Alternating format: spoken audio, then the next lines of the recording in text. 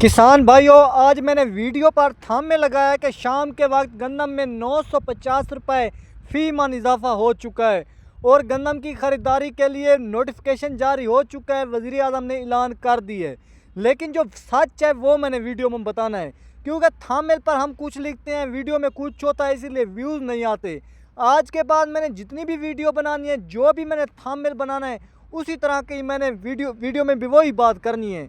मिसाल के तौर पर आज मैंने थंबनेल बना दिया कि शाम के वक्त गंदम में 950 रुपये फ़ी मन इजाफा हुआ है और हमारे पंजाब में गंदम इंतहाई महंगी हो चुकी है। इस तरह का मैंने थंबनेल बना दी है, क्योंकि ताकि मेरे व्यूज़ जो हैं वो पहले से ही अच्छे आएँ। लेकिन किसान भाइयों, इस तरह व्यूज़ अच्छे नहीं आते, क्योंकि मैं जितनी भी वीडियो बनाता हूँ, वीडियो मेरी वायरल नहीं हो रही। असल वजह यह है, मुझे इस बात का पता ही नहीं है कि थंबनेल पर कुछ और लिखें, वीडियो में कुछ और हो तो वीडियो नहीं चलती। आगे से मैंने जितनी भी वीडियो बनानी है, जो भी मैंने वीडियो में बात करनी है, वही थंबनेल बनाना है।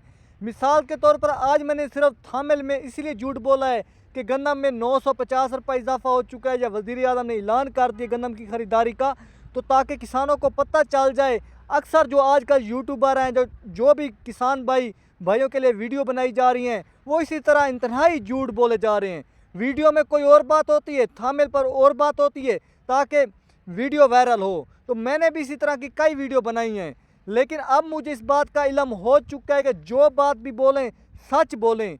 वीडियो में भी सच हो, थंबनेल पर भी सच हो, तब व्यूज़ आएंगे।